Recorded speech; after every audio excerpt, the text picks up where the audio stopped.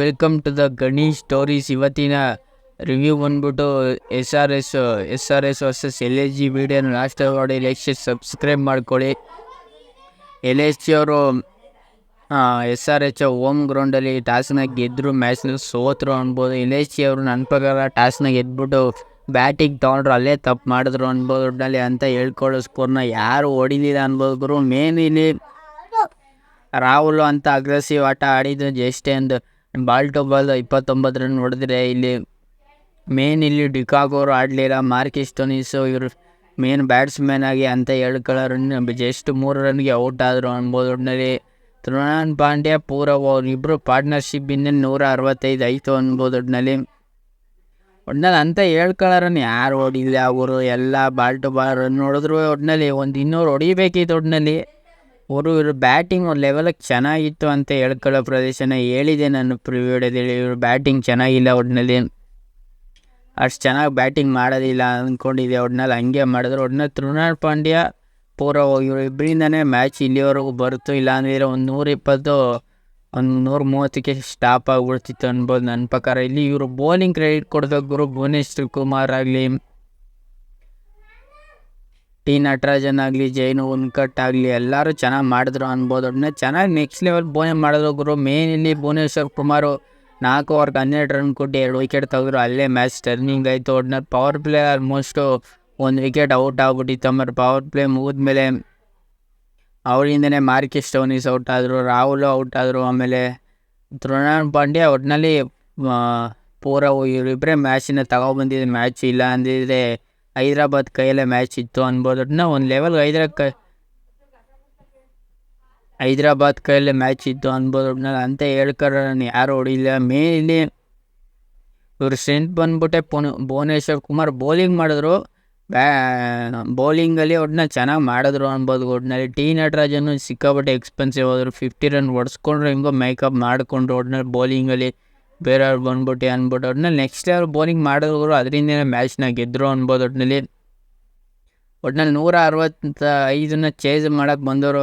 ಒಟ್ಟಿನಲ್ಲಿ next level ಅಂದರೆ next pro Max ಅನ್ಬೋದು. ಒಟ್ಟಿನಲ್ಲಿ ಅಭಿಷೇಕ್ ಶರ್ಮಾ, ಟ್ರಾವಿಸ್ ಹೆಡ್ ಇವರು ಇಬ್ಬರೇ ಮ್ಯಾಕ್ಸ್ ಮುಗಿಸ್ತರು ಅನ್ಬೋದು. ಒಟ್ಟಿನಲ್ಲಿ ಮೇನ್ ಇವ್ರು ಬೌಲಿಂಗಲ್ಲಿ ಅಟ್ಟಾಡಿಸ್ಕೊಂಡು ಹೊಡೆದ್ರು ಅನ್ಬೋದು. ಟ್ರಾವಿಸ್ ಹೆಡ್ ಆಗಲಿ, ಅಭಿಷೇಕ್ ಶರ್ಮಾ ಆಗಲಿ, ಒಟ್ಟಿನಲ್ಲಿ ಸಿಕ್ಕಾಪಟ್ಟೆ ಎಕ್ಸ್ಪೆನ್ಸಿವ್ ಆದರೂ ಯಶ್ ದಯಾಳ್ ಆಗಲಿ, ಯಶ್ ಠಾಕೂರ್ ಆಗಲಿ, ಒಟ್ಟಿನಲ್ಲಿ ಯಾರು ಅಂತ ಹೇಳ್ಕೊಳ್ಳೋ ಬೌಲಿಂಗ್ ಯಾರೂ ಮಾಡಲಿಲ್ಲ ಅನ್ಬೋದು. ಒಟ್ಟಿನಲ್ಲಿ ಇವರು ಏನಾದರೂ ಅಂತಲೇ ಗೊತ್ತಾಗಲಿ. ಒಟ್ಟಿನಲ್ಲಿ ಪವರ್ ಪ್ಲೇಯಲ್ಲೇ ಮ್ಯಾಚ್ ಟರ್ನ್ ಆಯಿತು ಅನ್ಬೋದು. ಒಟ್ಟಿನಲ್ಲಿ ಪವರ್ ಪ್ಲೇಯಲ್ಲಿ ಆಲ್ಮೋಸ್ಟ್ 100 ಹೋಗ್ಬಿಡ್ತೋಗ್ರು, ಅಲ್ಲೇ ಮ್ಯಾಚ್ ಟರ್ನಿಂಗ್ ಆಯಿತು ಅನ್ಬೋದು. ಒಟ್ಟಿನಲ್ಲಿ ಸಿಕ್ಕಾಪಟ್ಟೆ ಎಕ್ಸ್ಪೆನ್ಸಿವ್ ಆದರೂ LSG ಬೌಲರನ್ನು ಎಳಿದೆ. ಇವ್ರು ಬೌಲರು ಅಂತ ಬೌಲಿಂಗ್ ಇದೇ ಒಂದು ಲೆವೆಲ್ಗೆ ಅಂದ್ಕೊಂಡೆ.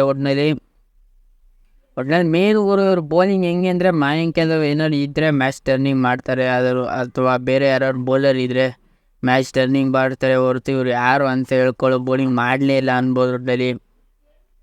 ಒಟ್ಟಿನಲ್ಲಿ ಅಭಿಷೇಕ್ ಶರ್ಮಾ ಆಗಲಿ, ಟ್ರಾವಿಸ್ ಹೆಡ್ ಆಗಲಿ 8 6 ಹೊಡೆದು, ಇಬ್ಬರು 8 6ನ ಚಪ್ಪಾಡಿಸ್ಕೊಂಡು ಹೊಡೆದು ನಾಯ್ಡಿ ಬೇಡಿ ಚಿತಾಲ್ ಪದಲ್ ಮ್ಯಾಚ್ನ ಮಾಡಿದ್ರು ಅನ್ಬೋದು. ನೆಕ್ಸ್ಟ್ ಲೆವೆಲ್ ಮ್ಯಾಚ್ನ ಕೊಟ್ಟರು. ಒಟ್ಟಿನಲ್ಲಿ ಇವರಂತೂ LSG ಫುಲ್ ಬ್ಲ್ಯಾಂಕೇ ಆಗ್ಬಿಟ್ರಿ ನನ್ನ ಪ್ರಕಾರ. ಇಲ್ಲಿ ಒಟ್ಟಿನಲ್ಲಿ ಒಳ್ಳೆ ನಾನು ಅಂದ್ಕೊಂಡಿದ್ದೆ ಫಸ್ಟ್ ಬ್ಯಾಟಿಂಗ್ ಆಡೋದ್ರಲ್ಲ ಅವ್ರಿಗೆ, ನೆಕ್ಸ್ಟ್ ಇವರು ಬೌಲಿಂಗ್ ಪಿಚ್ ಏನು ಅಂದ್ಬಿಟ್ಟು ಚೆನ್ನಾಗಿ ಮಾಡಿದ್ರು. ಒಟ್ಟಿನಲ್ಲಿ ಇವರು ಬ್ಯಾಟಿಂಗ್ ಪಿಚ್ ಥರ ನೆಕ್ಸ್ಟ್ ಲೆವೆಲ್ ಮಾಡಿದ್ರು.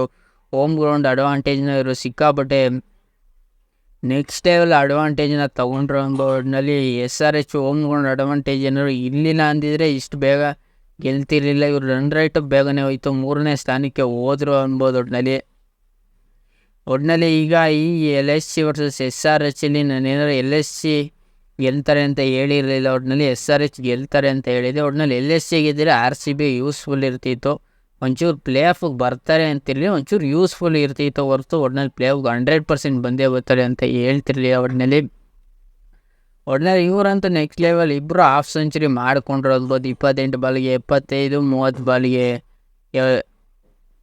89. ಒಟ್ಟಿನಲ್ಲಿ almost Travis head next level ಆಟನ ಆಡಿದ್ರು, ಅಭಿಷೇಕ್ ಶರ್ಮಾನೂ ಅಷ್ಟೇ. ಒಟ್ಟಿನಲ್ಲಿ ಇವರು ಬೌಲಿಂಗ್ಗಳು ಒಟ್ಟಿನಲ್ಲಿ ಬ್ಲ್ಯಾಂಕ್ ಆಗ್ಬಿಟ್ರು. ಒಟ್ಟಿನಲ್ಲಿ ಪವರ್ ಪ್ಲೇ ಕೆಡೋದ್ರು, ಹಿಂಡ್ಬಿಟ್ರು ಅನ್ಬೋದು. ಒಟ್ಟಿನಲ್ಲಿ LSG ಬೌಲರ್ನ ಒಟ್ಟಿನಲ್ಲಿ ಅದರಿಂದ ಮ್ಯಾಚ್ನ ಟರ್ನಿಂಗ್ ಆದರು. ಒಟ್ಟಿನಲ್ಲಿ ಸಿಕ್ಕಾಪಟ್ಟೆ ಎಕ್ಸ್ಟ್ರಾಸ್ ಅನ್ನೋಕ್ಕಿಂತ 3 ಬಾಲ್ ಎಕ್ಸ್ಟ್ರಾಸ್ ಕೊಟ್ಟರು.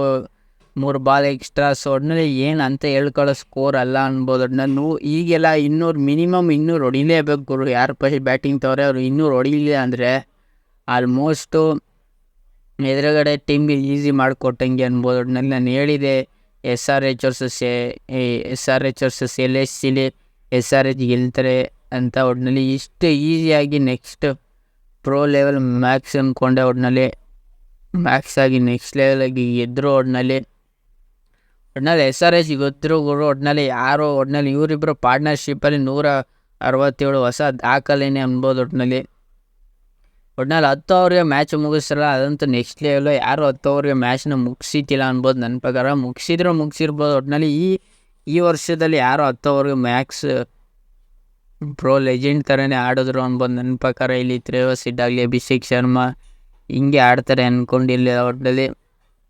ಒಟ್ಟಿನಲ್ಲಿ ಏನು ಹೇಳೋದಂತ ಇದು ಮ್ಯಾಚ ಏನಿದು. ಒಟ್ಟಿನಲ್ಲಿ ನಮ್ಮ ಮೇನ್ಗುರು SRH ಗೆದ್ದರು. ಒಟ್ಟಿನಲ್ಲಿ ಇವತ್ತಿನ ಪ್ರಿವ್ಯೂ ಮ್ಯಾಚ್ ಬಂದ್ಬಿಟ್ಟು ಪಂಜಾಬ್ ವರ್ಸಸ್ RCB ಆದ ಹೋಮ್ ಗ್ರೌಂಡಲ್ಲಿ. ಇಲ್ಲ ನನ್ನ ಪ್ರಕಾರ ಇಲ್ಲಿ ಧರ್ಮಸ್ಥಳದಲ್ಲಿ ಆಡಿಸ್ಬೋದು, ಇಲ್ಲ ಬೆಂಗಳೂರಲ್ಲಿ ಆಡಿಸ್ಬೋದು ಅನ್ಕೋತೀನಿ. ಒಟ್ಟಿನಲ್ಲಿ ಎಲ್ಲ ಆಡಿಸ್ತಾರೆ, ಇನ್ನೂ ಕನ್ಫರ್ಮ್ ಆಗಿಲ್ಲ ಅನ್ಬೋದು ನನ್ನ ಪ್ರಕಾರ. ಇಲ್ಲಿ ಮೇನ್ ಗುರು ಈಗ RCB ಪಾಯಿಂಟ್ ಆಫ್ ವ್ಯೂ ಇಂದ ನೋಡೋದಾದರೆ ಇಲ್ಲಿ RCB ಮ್ಯಾಚ್ನ ಗೆಲ್ಲಿಲ್ಲ ಅಂದರೆ ಒಟ್ಟಿನಲ್ಲಿ 100ಕ್ಕೆ 100 ಮ್ಯಾಚ್ನ ಗೆಲ್ಲಬೇಕು ಗುರು. ಒಟ್ಟಿನಲ್ಲಿ RCBಗೆ ಹೋದ ಮ್ಯಾಚ್ 3ಕ್ಕೆ 3 ಗೆದ್ಕೊಬರ್ತಿದ್ರೆ ಇವರು ಪಂಜಾಬ್ ಅವರು 2 ಮ್ಯಾಚ್ನ ಗೆದ್ಕೊಬರ್ತಿದ್ದಾರೆ. ಒಟ್ಟಿನಲ್ಲಿ ಮೇನ್ ಗುರು ಈ ಮ್ಯಾಚ್ನ ಗೆಲ್ಲಿಲ್ಲ ಅಂದರೆ ಆಲ್ಮೋಸ್ಟು ಈ ಮ್ಯಾಚ್ ಗೆಲ್ಲಿ ಬಿಡಲಿ ಆಲ್ಮೋಸ್ಟ್ 99% ಪ್ಲೇ ಆಫ್ ಹೋಗೋದು ಕಷ್ಟನೇ ಅನ್ಬೋದು. ಒಟ್ಟಿನಲ್ಲಿ ಯಾಕೆಂದರೆ RCB ಪಂಜಾಬ್ ಟೀಮ್ ಆಲ್ಮೋಸ್ಟ್ ಏನು ಚೇಂಜ್ ಮಾಡೋದಿಲ್ಲ, ಸೇಮ್ ಇರ್ತದೆ. RCB ಟೀಮಲ್ಲಿ ಏನಾದ್ರು ಒಂಚೂರು ಚೇಂಜ್ ಮಾಡಿದ್ರು ಮಾಡ್ಬೋದು, ಇಲ್ಲ ಪಂಜಾಬ್ ಟೀಮಲ್ಲಿ ಎಷ್ಟೇ ಚೇಂಜ್ ಮಾಡಿದ್ರು ಮೋದಿ ಇಲ್ಲ 99% ನನ್ನ ಪ್ರಕಾರ ಚೇಂಜ್ ಮಾಡೋದಿಲ್ಲ ಅನ್ಕೋತೀನಿ. ಒಟ್ಟಿನಲ್ಲಿ ಸೇಮ್ ಇರುತ್ತೆ ಗುರು. RCB ಟೀಮು ಸೇಮ್ ಇರ್ತದೆ, ಪಂಜಾಬ್ ಟೀಮು ಸೇಮ್ ಇರ್ತದೆ. ಸೆಕೆಂಡ್ ಹಾಫಲ್ಲಿ ಗೆದ್ಕೊಬಂದ್ಬಿಟ್ಟು ರನ್ ರೈಟ್ ಅಂತ ಹೇಳ್ಕೊಂಡು ರನ್ ರೈಟು ಇಲ್ಲ ಅನ್ಬೋದು. ಒಟ್ಟಿನಲ್ಲಿ ಮೇನ್ ಗುರು ಇರೋ ರನ್ ರೈಟು ಇಲ್ಲ ಅಂತ ಹೇಳ್ಕೊಳ್ಳೋ ಮ್ಯಾಚ್ಗಳನ್ನ ಇವರು ಗೆಲ್ಲಿಲ್ಲ. ಒಟ್ಟಿನಲ್ಲಿ ಅದರಿಂದನೇ ಇವರು ಒಂಚೂರು ಪ್ಲೇ ಆಫಿಂದ ಒಂಚೂರು ಆಚೆ ಉಳಿಬೋದು ಅನ್ಬೋದು ನನ್ನ ಪ್ರಕಾರ. ಆಲ್ಮೋಸ್ಟ್ ಪ್ಲೇ ಆಫ್ ಹೋದ್ ಕಷ್ಟ ಆಗೋರು ಅನ್ಬೋದು ನನ್ನ ಪ್ರಕಾರ ಇಲ್ಲಿ ಹೇಳೋದ್ರೆ. ಒಟ್ಟಿನಲ್ಲಿ ಇಲ್ಲಿ ಮಿನಿಮಮ್ ಸ್ಕೋರ್ ಬಂದ್ಬಿಟ್ಟು 180 ಇಲ್ಲ 200 ಹೊಡೆಯೋ ಚಾನ್ಸಸ್ ಇದೆ ಅನ್ಬೋದು. ಒಟ್ಟಿನಲ್ಲಿ ಬ್ಯಾಟಿಂಗ್ ಆಡೋರು ನನ್ನ ಪ್ರಕಾರ ಇಲ್ಲಿ 200 ಹೊಡಿಲೇಬೇಕು. 200 ಹೊಡಿಲಿಲ್ಲ ಅಂದರೆ ಸೆಕೆಂಡ್ ಬ್ಯಾಟಿಂಗ್ ಆಡೋರು ಈಸಿ ಮಾಡಿಕೊಟ್ಟಂಗೆ ಅನ್ಬೋದು ನನ್ನ ಪ್ರಕಾರ. ಇಲ್ಲಿ ನನ್ನ ಪ್ರಕಾರ ಟಾಸ್ ಗೆದ್ದವ್ರು ಇಲ್ಲಿ ಬೌಲಿಂಗ್ ಆಯ್ಕೆ ಮಾಡ್ಕೋದ್ರೆ ಬ್ಯಾಟಿಂಗ್ ಆಯ್ಕೆ ಮಾಡ್ಕೊಳ್ಳೋದು ಕಷ್ಟ ಅನ್ಬೋದು. ಇಲ್ಲಿ ವಿನ್ನಿಂಗ್ ಪರ್ಸೆಂಟೇಜ್ ಬಂದ್ಬಿಟ್ಟು ಪಂಜಾಬ್ಗೆ 42, RCBಗೆ 58 ಅನ್ಬೋದು. ಒಟ್ಟಿನಲ್ಲಿ ಇವ್ರ ಕಡೆ RCB ಬ್ಯಾಟ್ಸ್ಮ್ಯಾನ್ ಒಟ್ಟಿನಲ್ಲಿ ವಿರಾಟ್ ಕೊಹ್ಲಿ ಆಗಲಿ, ಡೂಪ್ಲೆಸ್ ಆಗಲಿ, ವಿಲ್ ಜಾಕ್ಸ್ ಆಗಲಿ ಮೇನು ಇಲ್ಲಿ ಮ್ಯಾಕ್ಸ್ವೆಲ್ಗೆ ಈ ಮ್ಯಾಚ್ನ ಆಡಿಸ್ತಾರೋ ಇಲ್ವೋ ನನಗೂ ಗೊತ್ತಿಲ್ಲ. ಒಟ್ಟಿನಲ್ಲಿ ಹೋದ ಮ್ಯಾಚ್ ಅಂತ ಹೇಳ್ಕೊಳ್ಳೋ ಆಟ ಆಡಲಿಲ್ಲ, ಹೆಂಗೋ ಮ್ಯಾನೇಜ್ ಮಾಡಿ ಗೆದ್ದರು ಅನ್ಬೋದು. ಒಟ್ಟಿನಲ್ಲಿ RCB ಬೌಲಿಂಗಲ್ಲಿ ಸಿರಾಜ್ ಆಗಲಿ,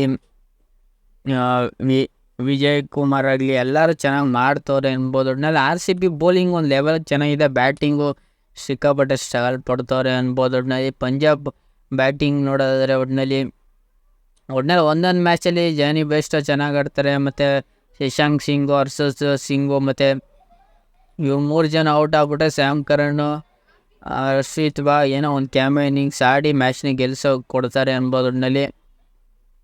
ಒಟ್ಟಿನಲ್ಲಿ ಬೌಲಿಂಗ್ ಒಂದು ಡೀಸೆಂಟ್ ಆಗಿದೆ ಅನ್ಬೋದು. ರಬಾಡ ಆಗಲಿ, ರಾಹುಲ್ ಚಹಲ್ ಆಗಲಿ, ಅಕ್ಷಯ್ ಪಟೇಲ್ ಆಗಿ ಒಂದು ಲೆವೆಲ್ಗೆ ಚೆನ್ನಾಗಿ ಮಾಡಿಕೊಡ್ತಾರೆ. ನನ್ನ ಪ್ರಕಾರ ಈ ಮ್ಯಾಚಲ್ಲಿ ಅಕ್ಷಯ್ ಪಟೇಲ್ RCBಗೆ ಸಹಾಯ ಮಾಡಿಕೊಡ್ಬೋದು, ಏನಾದ್ರು ರನ್ ಓಡಿಸ್ಕೊಂಡು ಅನ್ಕೋತೀನಿ. ಒಟ್ಟಿನಲ್ಲಿ ಮೇನ್ ಗುರು ಈಗ RCB ಮ್ಯಾಚ್ನ ಗೆಲ್ಲಿಲ್ವಾ, ಒಟ್ಟಿನಲ್ಲಿ ಪ್ಲೇ ಆಫ್ ಹೋಗೋದು ಕಷ್ಟ ಅನ್ಬೋದು. ಒಟ್ಟಿನಲ್ಲಿ ನನ್ನ ಪ್ರಕಾರ ಪ್ಲೇ ಆಫ್ ಹೋಗೋದಿಲ್ಲ ಅನ್ಬೋದು. ಒಟ್ಟಿನಲ್ಲಿ ಅಷ್ಟೊಂದು ಗೆಲ್ಲೋ ಪಾಸಿಟಿವಿಟಿ ಇಲ್ಲ ಗುರು. 2 ಮ್ಯಾಚ್ ಗೆದ್ಬಿಟ್ಟು ಒಟ್ಟಿನಲ್ಲಿ ಏನೋ ಫ್ಯಾನ್ಗಳಿಗೆ ಖುಷಿ ಪಡ್ತಾರೆ ಹೊರತು ಇವರು ಪ್ಲೇ ಆಫ್ ಹೋಗೋದಿಲ್ಲ ಅನ್ಬೋದು ನನ್ನ ಪ್ರಕಾರ. ಒಟ್ಟಿನಲ್ಲಿ RCB ಸ್ಟ್ರಗಲ್ ಪಡ್ತಾರೆ ಗುರು. ಇವರು ಬ್ಯಾಟಿಂಗ್ ಫಸ್ಟ್ ತೊಗೊಂಡ್ರೆ ಸಿಕ್ಕಾಪಟ್ಟರೆ ಸ್ಟ್ರಗಲ್ ಪಡೋಲ್ಲ, ಒಟ್ಟಿನಲ್ಲಿ ಚೇಸ್ ಮಾಡೋಕ್ಕೆ ಒಂಚೂರು ಸ್ಟ್ರಗಲ್ ಪಡ್ತಾರೆ ಅನ್ಬೋದು. ಒಟ್ಟಿನಲ್ಲಿ ಮೇನ್ ಗುರು ವಿರಾಟ್ ಕೊಹ್ಲಿ ಔಟ್ ಆಗ್ಬಿಟ್ರೆ ಒಟ್ಟಿನಲ್ಲಿ ಸಿಕ್ಕಾಪಟ್ಟರೆ ಸ್ಟ್ರಗಲ್ ಪಡೋದಂತೂ ನಿಜ ಅನ್ಬೋದು. ಡೂಪ್ಲೆಸಿ ಒಂದೊಂದು ಮ್ಯಾಚ್ ಆಡ್ತಾರೆ, ಆಡಲ್ಲ ಅನ್ಬೋದು.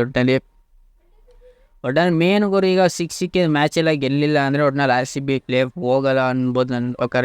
ಇವರು ಟೋಟಲಾಗಿ ಗೆದ್ದಿರೋದ್ರಲ್ಲಿ ನಿಮ್ಗೆ ಇಲ್ಲೇ ರಿಸಲ್ಟ್ ಗೊತ್ತಾಗ್ತಿದೆ. ಒಟ್ಟಿನಲ್ಲಿ 32 ಮ್ಯಾಚಲ್ಲಿ 17 ಮ್ಯಾಚು ಪಂಜಾಬ್ ಗೆದ್ದಿದ್ರೆ 15 ಮ್ಯಾಚ್ RCB ಗೆಲ್ತಾರೆ. ಒಟ್ಟಿನಲ್ಲಿ ಈ ಮ್ಯಾಚ್ ಒಟ್ಟಿನಲ್ಲಿ ನಮ್ಮ ಸಪೋರ್ಟ್ ಒಟ್ಟಿನಲ್ಲಿ RCB ಇದ್ದೇ ಇರ್ತದೆ. ಒಟ್ಟಿನಲ್ಲಿ RCB ಮ್ಯಾಚ್ನ ಗೆಲ್ಲಬೇಕು, ನೆಕ್ಸ್ಟ್ ಮ್ಯಾಚ್ನು ಗೆಲ್ಲಬೇಕು. ಒಟ್ಟಿನಲ್ಲಿ 3 ಮ್ಯಾಚ್ ಗೆದ್ದರೆ ಒಟ್ಟಿನಲ್ಲಿ ಒಂಚೂರು ಪ್ಲೇ ಆಫಲ್ಲಿ ರೈಸಲ್ಲಿ ಇರ್ತಾರೆ ಹೊರತು ಈ ಮ್ಯಾಚ್ ಏನಾದ್ರು 2 ಮ್ಯಾಚ್ನು ಸೋತ್ಬಿಟ್ರೆ ಒಟ್ಟಿನಲ್ಲಿ ಪ್ಲೇ ಆಫ್ ಹೋಗೋದೇ ಇಲ್ಲ ಅನ್ಬೋದು. ಒಟ್ಟಿನಲ್ಲಿ ಈ ಮ್ಯಾಚ್ ಒಟ್ಟಿನಲ್ಲಿ ಪಂಜಾಬ್ ವರ್ಸಸ್ RCB ಗೆಲ್ಲಿ ಅಂತ ನಾನು ಪ್ರೇಟ್ ಮಾಡ್ತೀನಿ. ಮತ್ತು ಲೈಕ್ ಶೇರ್ ಸಬ್ಸ್ಕ್ರೈಬ್ ಮಾಡ್ಕೊಳ್ಳಿ. ಮತ್ತು SRH ವರ್ಸಸ್ LSC ವಿಡಿಯೋನು ಮಾಡಿದ್ದೀನಿ, ಅದನ್ನು ವಿಡಿಯೋ ನೋಡಿ ಲೈಕ್ ಶೇರ್ ಸಬ್ಸ್ಕ್ರೈಬ್ ಮಾಡ್ಕೊಳ್ಳಿ. ಸುಮಾರು ಜನ ಸಬ್ಸ್ಕ್ರೈಬ್ ಮಾಡದೇ ನೋಡ್ತಿದ್ದೀರ.